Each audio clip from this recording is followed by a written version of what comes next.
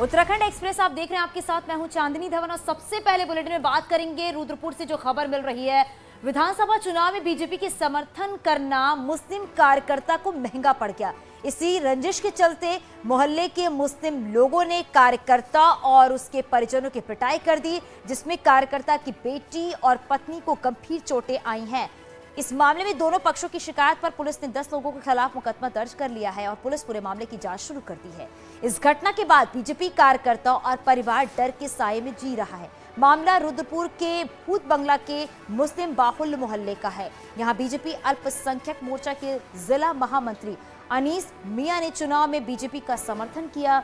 अनीस का आरोप है कि इसी वजह से कुछ मुस्लिम परिवार उनसे रंजिश रखते हैं और उसे काफिर बोलते हैं। अनीस का कहना है कि इन लोगों ने उनके घर में घुसकर उनकी पत्नी, बेटी और बेटी की बेरहमी से पिटाई की थी।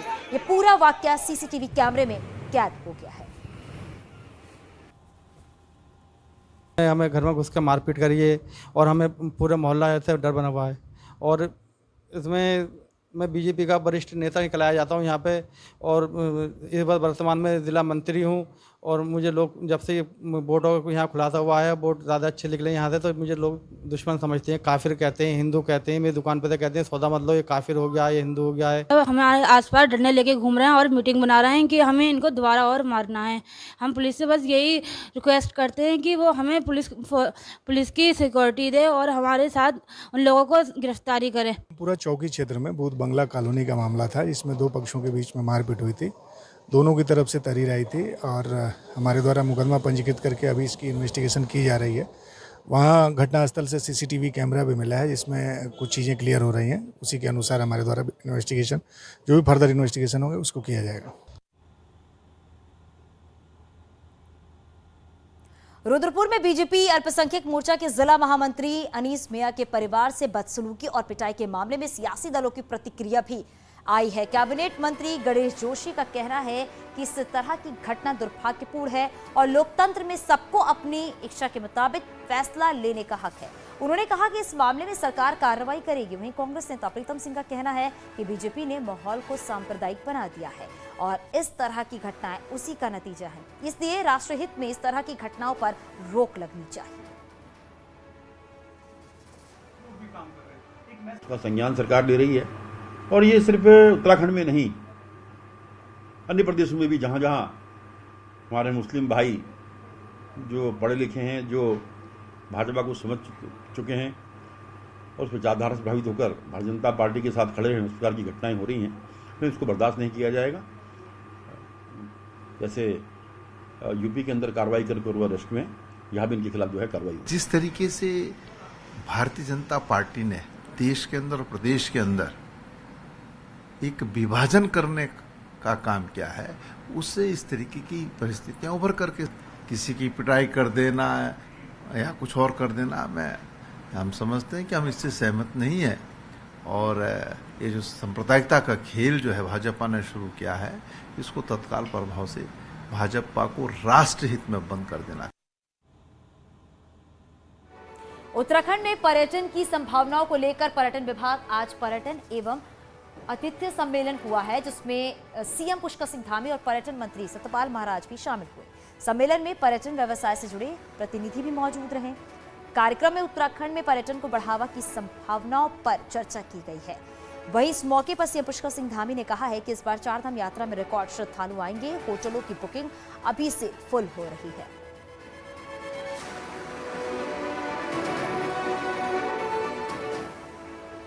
उत्तराखंड में इस बार चारधाम यात्रा में यात्रियों की संख्या रिकॉर्ड तोड़ हो सकती है। हालांकि जाम जैसी कुछ समस्याओं के लिए तोड़ निकाला जा रहा है, लेकिन सीएम धामी ने यात्रा को लेकर जबरदस्त उत्साह में है।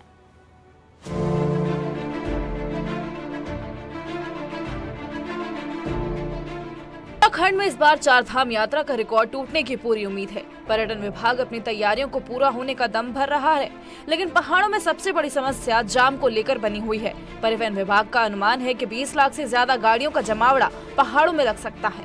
वहीं यात्रा सीजन में अतिरिक्त बस सेवा भी लगने से ज्यादा गाड़ियों का लोड भी बढ़ने का अनुमान है, जिसे मैनेज करना बड़ी चुनौती होगा। वहीं सीएम पुष्कर सिंह धामी भी कहते हैं कि इस बार यात्रा ऐतिहासिक होगी और हम लोगों को अच्छी यादों के साथ यात्रा करवाने की कोशिश करेंगे।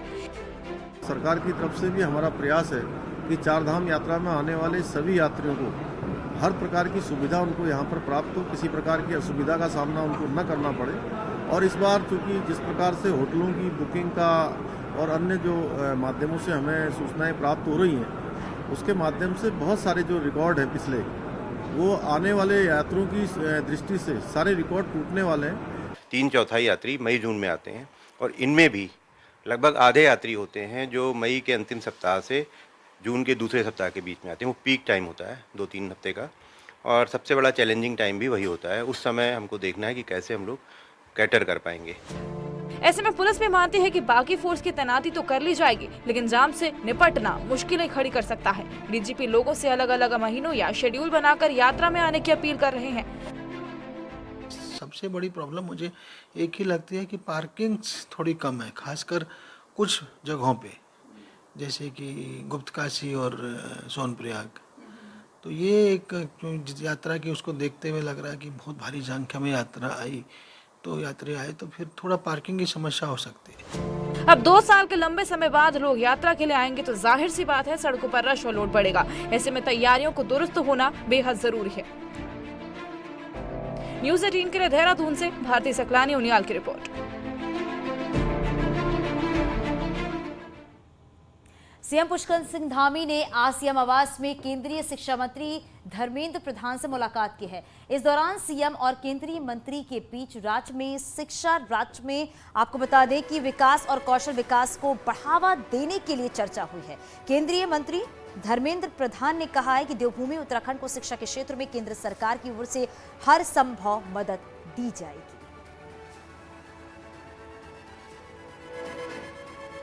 नहीं, देखिए, उत्तराखंड के अंदर जो हमारी शिक्षा विभाग है या शिक्षा व्यवस्था है, वो बहुत मैं कहूँ कि प्रमुख व्यवस्था एक वो है, प्रमुख विभाग भी है, प्रमुख हमारे यहाँ का कार्य भी है। तो उसको लेकर जो चूँकि हमारे बहुत सारे स्थानों पर अभी केंद्रीय विद्यालय खुलने हैं, उसको लेकर चर्चा हुई है। शिक्षा व्यवस्था को और कैसे बढ़ा सकते हैं, नई शिक्षा व्यवस्था, जो नई शिक्षा नीति आई है, नई शिक्षा नीति आने के बाद और हमारा यहाँ पर उत्तराखंड के अंदर भी शिक्षा का प्रचार हो, प्रसार हो और उसका विस्तार हो, उन सभी बिंदुओं पर आज केंद्रीय शिक्षा मंत्री से हमारी वार्ता हुई है।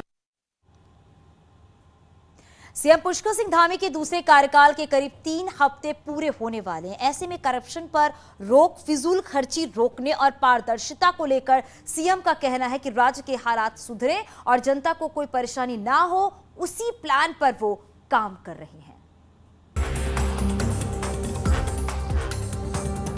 मुख्यमंत्री पुष्कर सिंह धामी का पहला कार्यकाल 6 महीने का रहा, पर इस बार 6 महीने के अंदर चुनाव लड़ने के साथ अगले 5 साल प्रदेश के विकास की चुनौती है।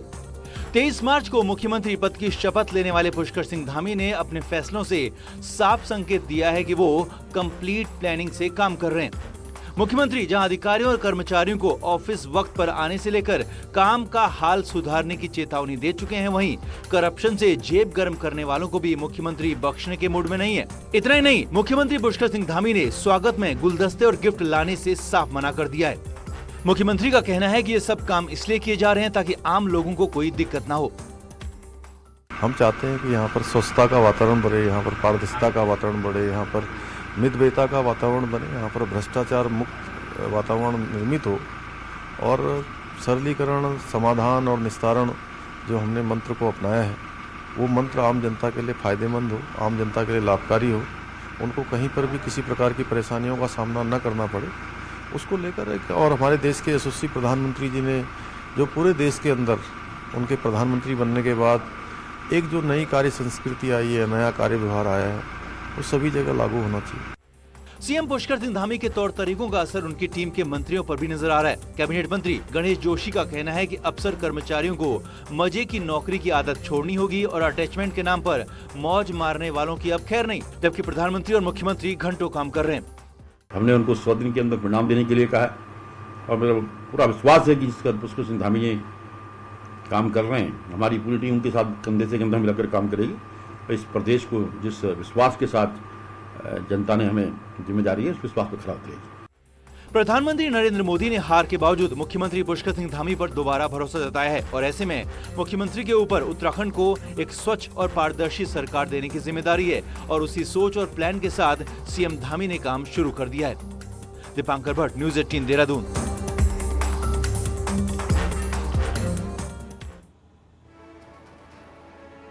उत्तराखंड कांग्रेस में कौन संगठन को देखेगा और कौन नेता विपक्ष होगा, ये तय होने में वक्त लग रहा है। फैसला दिल्ली से होना है, पर सवालों में उत्तराखंड कांग्रेस उलझी हुई है। 2022 विधानसभा चुनाव में मिली हार से उदास कांग्रेस में कौन जोश भरेगा, कौन पार्टी का अध्यक्ष होगा और कौन सदन में नेता विपक्ष होगा, इसका सिर्फ इंतजार हो रहा है। दिल्ली में प्रभारी देवेंद्र यादव ने प्रदेश अध्यक्ष और नेता विपक्ष को लेकर सीनियर नेताओं से बात की। वहीं इस्तीफे के बाद दिल्ली से लौटे गणेश गोदियाल का कहना है कि जल्द प्रदेश अध्यक्ष और नेता विपक्ष के नाम का ऐलान हाईकमान करेगा। राष्ट्रीय नेतृत्व इस बात से वाकिफ है कि प्रदेश में नेता प्रतिपक्ष और प्रदेश कांग्रेस के अध्यक्ष होने चाहिए। मैं समझता हूं जल्दी ही इस बात का निर्णय होगा। मैं अभी दिल्ली गया था और विभिन्न नेताओं से मेरी मुलाकात हुई, तो सभी ये उम्मीद करते हैं कि जल्दी इस पर विचार विमर्श होगा और जो भी उचित पार्टी समझेगी अंतिम निर्णय करेगी। प्रदेश अध्यक्ष की कुर्सी फिर गणेश गोदियाल को मिलेगी या फिर नया अध्यक्ष आएगा, ये वक्त बताएगा। लेकिन ये बात इस पर निर्भर करेगी कि नेता विपक्ष कौन होगा और ऐसे में पार्टी दोनों पदों के लिए नाम फाइनल करने में नेता का कद, अनुभव के साथ जातीय और क्षेत्रीय समीकरण भी साधना चाहेगी। लेकिन ये सब कब होगा, इस पर कोई कुछ कह नहीं पा रहा। कई बार कह चुका हूं कि राष्ट्रीय नेतृत्व शीघ्र निर्णय लेगा और अब भी हमको आशा है कि शीघ्र निर्णय जो है राष्ट्रीय नेतृत्व लेगा, लेकिन अभी निर्भर जो है राष्ट्रीय नेतृत्व पर करता है कि वो कब तक निर्णय लेगा। कांग्रेस में जितना कंफ्यूजन है उतना ही मुश्किल है कांग्रेस में संगठन चलाना और विपक्ष में एकजुट होकर आवाज उठाना, और दो अहम पदों पर नेता तय न होने से पार्टी में काम ठप पड़ा है। दीपांकर भट्ट, न्यूज़ 18 देहरादून।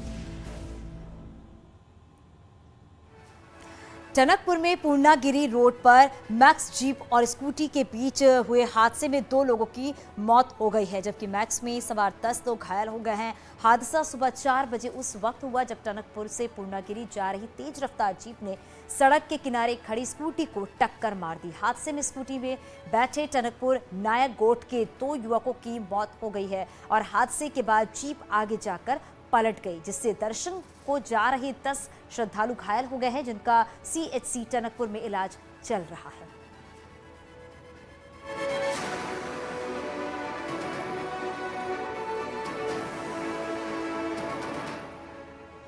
बागेश्वर की कांडा में एक पिकअप गाड़ी ने बाइक को टक्कर मार दी है, जिसके तुरंत बाद बाइक में आग लग गई और पूरी बाइक ने आग पकड़ ली। वहीं बाइक सवार दोनों युवक बुरी तरह से घायल हो गए, जिन्हें इलाज के बाद हायर सेंटर रेफर किया गया। उनकी हालत नाजुक बताई जा रही है। वहीं आग में जलकर पूरी बाइक खाक हो गई। पुलिस अब हादसे की वजह की जांच कर रही है।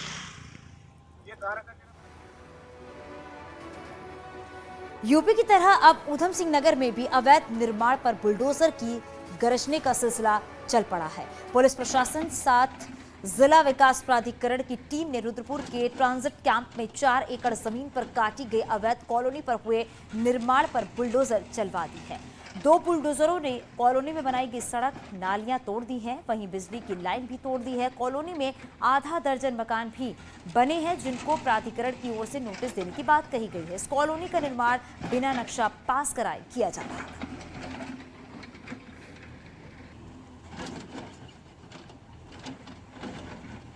अवैध कॉलोनी है, इसी के संदर्भ में इनके द्वारा SSP महोदय से पुलिस फोर्स की मांग की गई थी, जिसमें आज हमारे द्वारा पर्याप्त पुलिस बल की व्यवस्था की गई है। सचिव डेवलपमेंट अथॉरिटी यहाँ मौके पे हैं, तहसीलदार मैडम है, और इनके नेतृत्व में यहाँ पे अतिक्रमण हटाने की कार्रवाई की जा रही है। ऊधम सिंह नगर के खटीमा वन प्रभाग ने जंगल में किए जा रहे अवैध अतिक्रमण को हटाया है। तराई पूर्वी वन रेंज में अतिक्रमणकारियों के पक्के अतिक्रमण को वन विभाग की टीम ने तोड़ा है। अतिक्रमणकारियों को कई बार नोटिस देकर उन्हें अतिक्रमण हटाने के लिए कहा गया था, जिसके बाद आज कार्रवाई करते हुए वन भूमि पर अतिक्रमण कर बनाए हुए पक्के निर्माणों के साथ ही कच्चे निर्माण को भी मौके पर ही ध्वस्त कर दिया गया।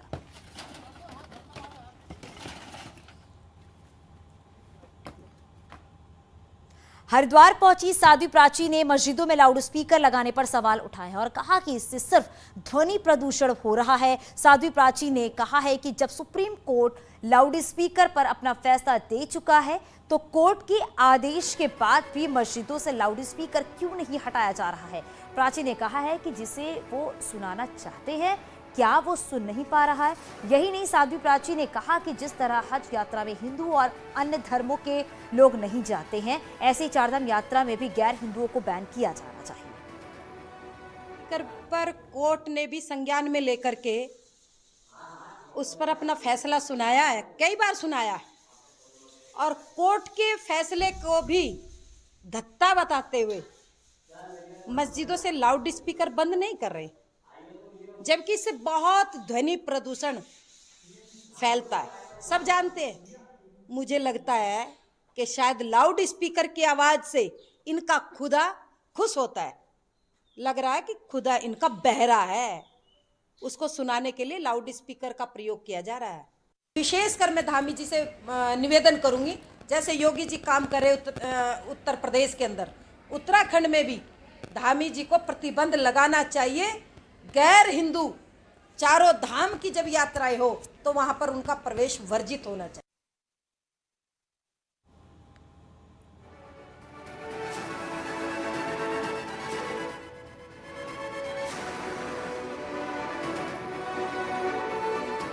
और चलिए बात करते हैं जिम कॉर्बेट पार्क में इन दिनों पर्यटकों का जमावड़ा लगा हुआ है।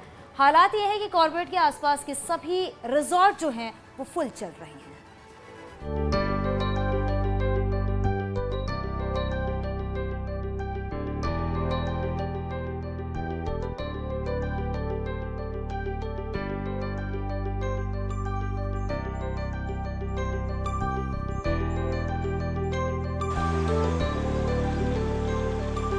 कॉर्बेट में वन्य जीवों के दीदार के लिए इन गर्मियों में पर्यटक उमड़ने लगे हैं। यहाँ के बाघों का रोमांच पर्यटकों के सिर चढ़ा हुआ है। बाघों को उनके नेचुरल हैबिटेट में देखना किसी की भी पहली पसंद होता है। ऐसे में जब बेहतरीन फ्लोरा और फोना में बाघ और हाथी के साथ अन्य वन्य जीवों के दीदार हो रहे हों तो ये किसी के लिए स्वर्ग जैसी अनुभूति से कम नहीं है। वीकेंड पे तो सर यहाँ पे एक तरह से ये पैराडाइज है, मतलब जितना यहाँ पर आओ एडिक्शन ही है, जितना यहाँ पे एंजॉय कर सकता है इंसान आदमी कर सकता है। कोई भी, मेरी तो रिकमेंडेशन है, कोई भी अगर यहाँ पे आता है तो इन बिना सफारी किए ना जाए। और टाइगर हैबिटेट बहुत अच्छा चल रहा है। कॉर्बेट की आप मान के चलिए इतनी एडिक्शन है, उसका बिल्कुल सबूत ये कि मेरे पैर में इस टाइम फ्रैक्चर है और मैं अभी कल शाम को ही ढिकाला जोन से वापस आई हूँ 3 नाइट्स के बाद। पर्यटकों के जमावड़े को देखकर पर्यटन कारोबारियों के चेहरे भी खिले हुए हैं। और हो भी क्यों ना, कोरोना काल के बाद के सीजन में एक बार फिर टूरिस्ट ने यहाँ का रुख जो किया है।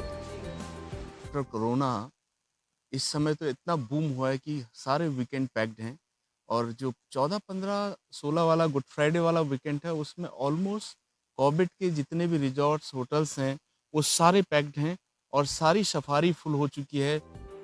कॉर्बेट और उसके आसपास का नशा ही कुछ ऐसा है कि लोग यहाँ बार बार आना चाहते हैं। और अब कोरोना केस कम होने के बाद तो एक बार फिर से रामनगर और उसके आसपास जबरदस्त माहौल है। कॉर्बेट में सैलानियों का मजमा लगा है।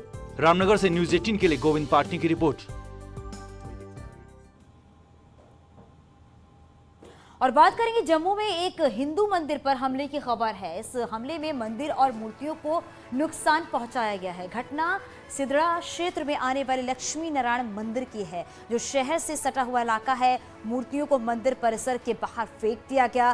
पुलिस ने केस दर्ज करके हमलावरों की तलाश शुरू कर दी है। हमले का शिकार हुआ लक्ष्मी नारायण मंदिर तवी नदी के किनारे रंगूड़ा इलाके में गोल्फ कोर्स के पीछे जंगल में बना हुआ है। हमले में आधा दर्जन मूर्तियों को तोड़ा गया है। मंदिर के स्टोर के दरवाजे को भी तोड़ने की कोशिश की गई है। इस घटना से श्रद्धालुओं में काफी नाराजगी है। स्थानीय लोगों के मुताबिक 5 साल पहले भी इस मंदिर पर हमला किया गया था। तब मंदिर के प्रवेश द्वार पर लगी मूर्ति को नुकसान पहुंचाया गया था। इसके अलावा मंदिर परिसर में लगी एक घंटी और स्टोर से कुछ बर्तन चोरी कर लिए गए थे।